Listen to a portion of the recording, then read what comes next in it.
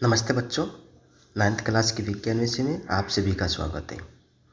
पिछले वीडियो में हमने कुछ बिंदुओं की चर्चा करी थी, जैसे विलन क्या होता है, निलंबन क्या होता है और कोलाइड क्या होता है। आज हम चर्चा कर रहे हैं वो अपना जो टॉपिक है वो क्या है, मिश्रण के घटकों का पृथक्करण। यानी मिश्रण के घटकों का पृथक्करण किस प्रकार से कर सकते हैं। हम मिश्रण के घटकों के पृथक्करण का यहाँ पर जो है अध्ययन करने वाले हैं। तो मिश्रण क्या होता है इसके बारे में हम पहले चर्चा कर चुके हैं, और कितने प्रकार के होते हैं उसके बारे में भी बात कर चुके हैं। तो यहाँ पर मिश्रण दे रखे हैं, चीनी है, घी मिश्रण, कुछ चाय कॉफ़ी है यहाँ पर दे रखे हैं। जैसे हम पहले बात करेंगे वाष्पीकरण। तो सोडियम क्लोराइड लेते हैं एक बीकर में, और उस सोडियम क्लोराइड को किस प्रकार से अलग कर सकते हैं, घटकों को मिश्रण से पृथक करने की आवश्यकता क्यों होती है। तो पृथक करने के बाद क्या होता है, मिश्रण में से पृथक करने के बाद उसके घटक अलग अलग हो जाते हैं। जो मिश्रण होता है उसके घटक अलग अलग यहाँ पर दिखाई देते हैं, उसको अलग अलग कर सकते हैं। तो इस मांग मिश्रण के पृथक्करण की प्रक्रिया क्या होते हैं, हाथ से चुनकर यहाँ पे उसको फिल्टर करके यहाँ पे उसको छान कर इस प्रकार से हम कर सकते हैं। तो ये भौतिक विधियाँ होती हैं। तो भौतिक विधियों के माध्यम से हम क्या कर सकते हैं, इनको पृथक कर सकते हैं। क्या सभी मिश्रणों को हम भौतिक विधियों से मिश्रण पृथक कर सकते हैं क्या? जैसे नहीं कर सकते। जैसे यहाँ पर ये इंक दे रखे हैं, इस इंक में से इसको अलग कर सकते हैं, नहीं कर सकते। तो भौतिक विधियों के द्वारा जो है उसको अलग नहीं कर सकते, उसके लिए कुछ विशेष तकनीक का प्रयोग करते हैं, और विशेष तकनीक का प्रयोग करके हम उसको अलग कर सकते हैं। सबसे पहले बात करेंगे वाष्पीकरण, वेपोरेशन की। यानी वाष्पीकरण की प्रक्रिया किस प्रकार से होती है, इसको क्रियाकल्प के माध्यम से इसको हम समझते हैं कि वाष्पीकरण की क्रिया क्या है। तो एक बीकर लेते हैं, उसमें जल लेंगे, जल लेकर यहाँ पर एक पेट्री डिश यानी वाच ग्लास में लेते हैं, और ये इसमें जो है इंक या स्याही डालते हैं, और उसको बीकर के माध्यम जो है बर्नर को गर्म करते हैं। बर्नर के माध्यम से बीकर को गर्म करते हैं। तो आप क्या देखते हैं, जैसे बीकर गर्म होता है तो इस पर रखा जो गिलास है उसमें जो स्याही है वो धीरे धीरे वाष्पित हो जाती हैं, और हम देखते हैं कि इसमें कुछ भाग दिखाई देता है। तो यहाँ पर गर्म करने के बाद उसमें दिखाई देने वाला जो भाग है ये शेष रहे, जो यहाँ पर स्याही है उसका ये भाग है, तो ये वाष्पीकरण की विधि कहलाती है। तो इसमें यहाँ पर जो है इसमें दिखाई दे रहे हैं कुछ आपके कण की संरचना, ये रंग का घटक है, इसको हम डाई कहते हैं। तो किसका वाष्पीकरण हुआ है यहाँ पर, इसमें जल का वाष्प हुआ है, क्योंकि जो रंग का घटक है ये जल के साथ मिला हुआ था, और जल के साथ मिलने के कारण इसमें से ये रंग जो है अलग हुआ है, घटक अलग हुआ है। तो रंग का घटक यहाँ जो है अलग हुआ है, तो इसमें जल और रंग दोनों मिले हुए हैं स्याही के अंदर। तो इसमें जल यहाँ पर जो है विलायक है, और रंग एक विलेय पदार्थ हैं, इसको सॉल्यूट कहते हैं, विलायक सॉल्वेंट हैं। तो ये वाष्पीकरण वेपोरेशन की प्रक्रिया है। इसके लिए यहाँ पर जो है विलायक और विलेय जो है दो पदार्थ इसमें होते हैं। तो यहाँ पर इंक है, इसमें जल विलायक, रंग विलेय पदार्थ हैं। ये क्रिया पृथक्करण की दूसरी तकनीक क्या है, जिसको हम अपकेंद्रण सेंट्रीफ्यूज कहते हैं। तो ये एक जो है क्रीम युक्त दूध लेते हैं, और इसको दूसरे जो है यहाँ छलनी के माध्यम से अलग कर लेते हैं। तो क्या आपने दूध में से क्रीम को करने में सफल हुए? नहीं हुए। क्यों नहीं हुए? तो दूध में मौजूद क्रीम के कण छोटे होते हैं, जो आप इस चित्र के माध्यम से देख रहे हैं, फिल्टर के माध्यम से ये कण निकल जाते हैं। हम क्रीम युक्त दूध जैसे मिश्रणों को कैसे पृथक कर सकते हैं, तो फिर हम कैसे पृथक कर सकते हैं इनको। तो यहाँ पर एक टेस्ट ट्यूब लेंगे, जिसमें क्रीम युक्त दूध भरते हैं। यहाँ पर जो पर्सनली टेस्ट ट्यूब कहते हैं, इसको सेंट्रीफ्यूज यानी जो अपकेंद्रण यंत्र हैं इसको इसमें रख देते हैं, और 2 मिनट के लिए इसको घुमाते हैं, राउंडेड करते हैं, और हम देखते हैं कि इसके जो भारी कण हैं दूध के वो तो नीचे बैठ जाते हैं, और जो हल्के कण हैं क्रीम के जो हल्के कण होते हैं ये ऊपर रह जाते हैं। तो क्रीम युक्त दूध में से हम इस प्रकार से रक्त हैं, अपशिष्ट जल हैं, है ना, तो इसके कण बहुत अत्यंत छोटे होते हैं। तो इसको पृथक करने के लिए हम यहाँ पर जो उपयोग करते हैं, छान कर नहीं कर सकते। तो अपकेंद्रण विधि के माध्यम से ही हम मिश्रण के घटकों को पृथक कर सकते हैं। आगे हम चर्चा करते हैं अघुलनशील द्रव्यों के मिश्रण का पृथक्करण। अघुलनशील द्रव्य इनसोल्युबल लिक्विड्स क्या होते हैं, तो इसको भी क्रियाकल्प के माध्यम से समझते हैं। तो यहाँ एक पृथक्करण कीप लेते हैं स्टोकर, और इसमें मिट्टी का तेल और जल का मिश्रण इसमें मिलाते हैं। 2-5 मिनट के बाद हम इसको देखते हैं कि इसमें 2 अलग अलग परतें बन जाती हैं।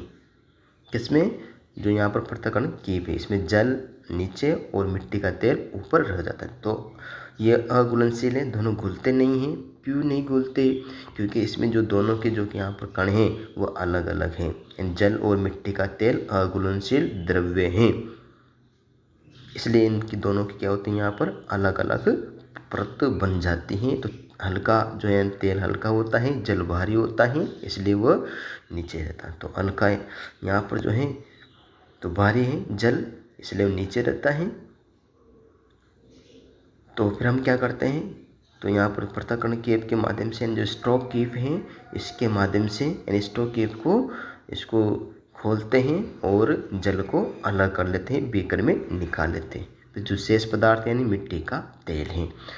तो इस प्रकार से अघुलनशील पदार्थों को पृथक करने के लिए पृथक्करण कीप का उपयोग करते हैं। तो आपस में मिलने वाले द्रव अपने घनत्व के अनुसार विभिन्न परतों में पृथक हो जाते हैं। तो इससे क्या निष्कर्ष निकलता है, तो ये अलग अलग परतों के माध्यम से इसको अलग कर सकते हैं।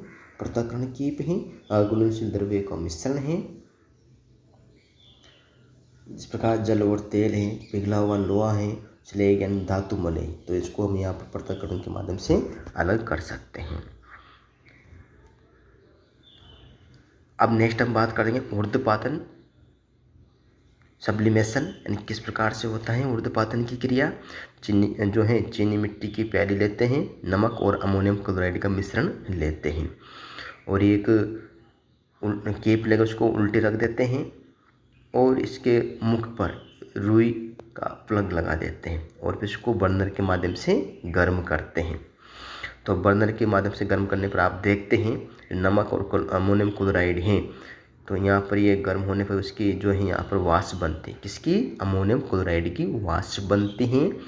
और जो ये वाष्प होती हैं ये इस कीप के चारों ओर यहाँ पर जमा हो जाते हैं, टोष्कीकृत अमोनियम क्लोराइड इसमें जमा हो जाते हैं। इस प्रकार से गर्म करते हुए इसको हम यहाँ पर क्या करेंगे, अलग कर लेते हैं। तो कुछ समय के बाद हम देखते हैं इस प्याली के अंदर क्या शेष रह जाता है, नमक और यहाँ पर अमोनियम क्लोराइड, इसको जो टोस युक्त जो है टोशीकृत से हम इसको अलग कर सकते हैं। इस तरह हमने नमक और अमोनियम क्लोराइड के मिश्रण को पृथक कर लिया है। तो इसमें से जो शेष बचा वो क्या है, नमक और अमोनियम क्लोराइड दोनों अलग अलग मिश्रण हमारे को प्राप्त हुए। तो अमोनियम क्लोराइड एक ऊर्ध्वपातित हो सकने वाला अवयव है। तो बच्चों हम इस प्रकार से जो है मिश्रण के घटकों का पृथक करने के लिए अलग अलग विधियों का प्रयोग यहाँ पर करते हैं। तो ऊर्ध्वपातन यानी जो ठोस पदार्थ होते हैं उनको अलग करने की सर्वोत्तम विधि मानी जाती है, जिसके माध्यम से हम उनको अलग कर सकते हैं। जैसे कुछ और है, कपूर है, नेफ्थलीन है, एंथ्रासीन है। तो इसमें से हम यहाँ पर जो है पदार्थों को अलग कर सकते हैं, 2 अलग अलग पदार्थ। इस प्रक्रिया को ऊर्ध्वपातन या सब्लिमेशन कहा जाता है। अब अगली विधि की हम बात करेंगे यहाँ पर मिश्रण घटकों की क्रोमेटोग्राफी। यानी क्रोमेटोग्राफी क्या है, देखो नाम से स्पष्ट है, क्रोम यानी क्रोम का मतलब यहाँ पर कलर होते हैं। तो इसको भी क्रियाकल्प के माध्यम से समझते हैं। एक छानक पत्र लेते हैं, फिल्टर पेपर, और उसके जो है 1 या 2 सेंटीमीटर के लगभग एक लाइन खींचते हैं इसमें, और लाइन खींचकर इसमें एक जो है कोई भी कलर जो होता है इसकी एक डॉट इस पर लगाते हैं। जैसे यहाँ पर इंक के माध्यम से क्या करेंगे, जो पेन मार्कर जो लिया है इसकी एक बड़ी डॉट इस पर लगा देते हैं। फिर इस छानक पत्र को सावधानी पूर्वक क्या करते हैं, एक जो ग्लास होता है उसमें पानी भरते हैं और उसको इस प्रकार से लगाते हैं कि ये डॉट जो है पानी को स्पर्श ना करे। लेकिन जो पानी इसमें है, जैसे पानी फिल्टर पेपर में ऊपर की ओर बढ़ेगा तो इसमें एक कलर भी एक प्रकार से क्या हो जाएगा, फैलने लग जाता है। जैसे आप देख रहे हैं चित्र के माध्यम से एक कलर फैल रहा है, तो इस कलर के अलग अलग रंग आपको दिखाई दे रहे हैं। तो नीचे से तब गहरे, फिर ऊपर जाकर एक प्रकार से हल्के हो जाते हैं।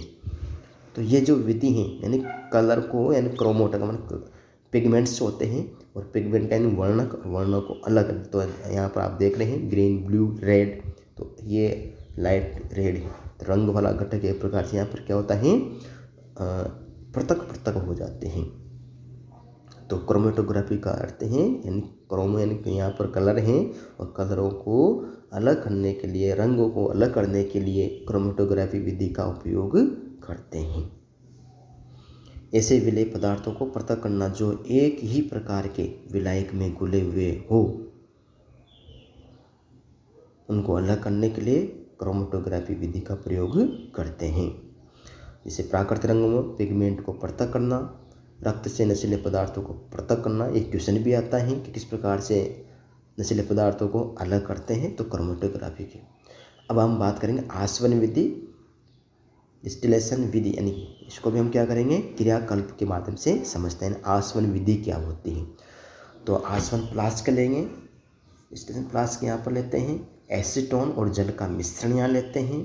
दोनों एक प्रकार द्रव्य पदार्थ हैं, और थर्मामीटर इसमें सावधानीपूर्वक लगा देते हैं।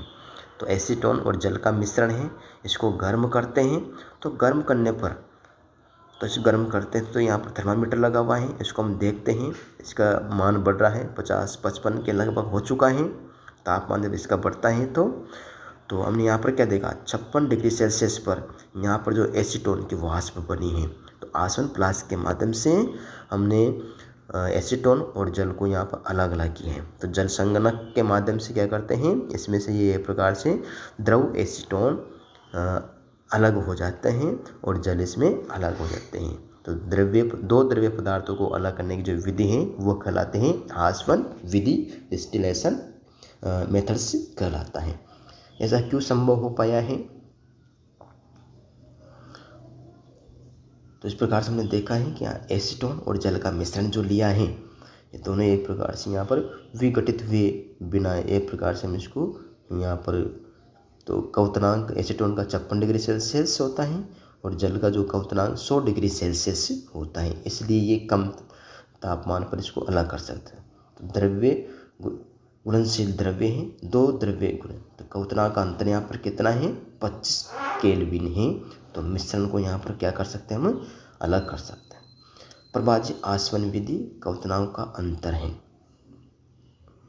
तो प्रभाजी आसवन विधि के द्वारा भी हम क्या कर सकते हैं, पदार्थों को पृथक करना, गैसीय मिश्रण को पृथक करने के लिए जो आसवन विधि का प्रयोग कर सकते हैं। तो यहाँ पर जो वायुमंडल में उपस्थित जो गैसें होती हैं उसको अलग कैसे करेंगे, उदाहरण के माध्यम से समझते हैं। तो वायु ये क्या है, समांगी मिश्रण है, इसके घटकों को प्रभाजी आसवन द्वारा पृथक किया जा सकता है। वह ऑक्सीजन है, CO2 है, नाइट्रोजन है, अनेक प्रकार की जो गैसें हैं। तो यहाँ पर हैं, इसे यंत्र लगा हुआ है, चाणक हैं, जिसे प्रवेश करती हैं वायु, अनेक प्रकार के वायु में इसमें होती हैं, नाइट्रोजन, ऑक्सीजन, ऑर्गन्स, है ना, अनेक प्रकार की जो गैसें हैं, ये वायु निवेश में प्रवेश करते हैं दाब के माध्यम से। दबाव में वायु जो है गर्म होती हैं यहाँ पर, और ये जमा हुआ शीतल जल है, इसमें से होती हुई एक प्रकार से ये जल निर्गित शीतल संपीड़ित वायु से यहाँ पर जो है ये अलग होकर द्रवित वायु प्रभाजी आसवन कॉलम के माध्यम से द्रव्य ऑक्सीजन यहाँ पर अलग हो जाती हैं। तो इसमें चित्र में आप देख रहे हैं क्वथनांक, ऑक्सीजन, ऑर्गन, नाइट्रोजन अलग अलग है।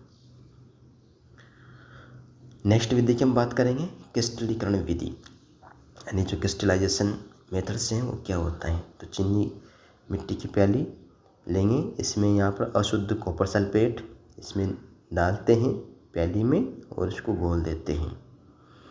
वह आप क्या देखते हैं कि एक प्रकार से फिल्टर पेपर के माध्यम से इसमें प्याली में घोल लेते हैं, फिर गर्म करते हैं, और गर्म करने के बाद इसको छानक पत्थर से ढक देते हैं।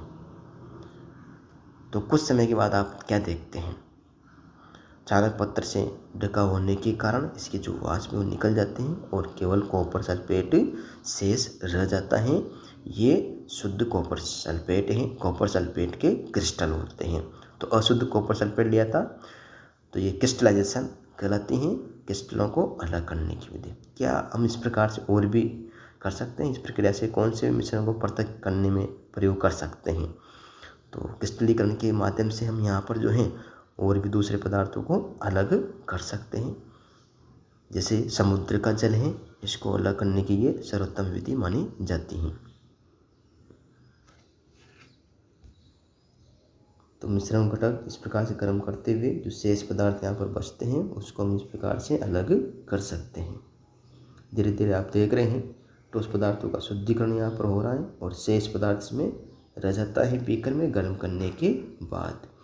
क्रिस्टलीकरण विधि साधारण वाष्पीकरण विधि से यह काम से उत्तम होती है। कुछ ठोस विघटित हो जाते हैं, चीनी के यहाँ पर साथ गर्म करने पर झुलस जाते हैं। छानने के पश्चात वे अशुद्ध विलेय पदार्थों विलायक में घोलने पर विलयन में कुछ अशुद्धियाँ रह सकती हैं। वाष्पीकरण होने पर यह अशुद्धियाँ ठोस को दूषित कर सकती हैं। तो इस प्रकार से हमने यहाँ पर क्रिस्टलीकरण विधि के बारे में समझा है। तो यहाँ पर हमने अलग अलग विधियों के बारे में चर्चा करी है। तो ये विधियाँ के प्रकार से अपकेंद्रण, अघुलनशील द्रव्य, ऊर्ध्वपातन, क्रोमेटोग्राफी, आसवन और क्रिस्टलीकरण। अगले वीडियो में हम इसकी फिर चर्चा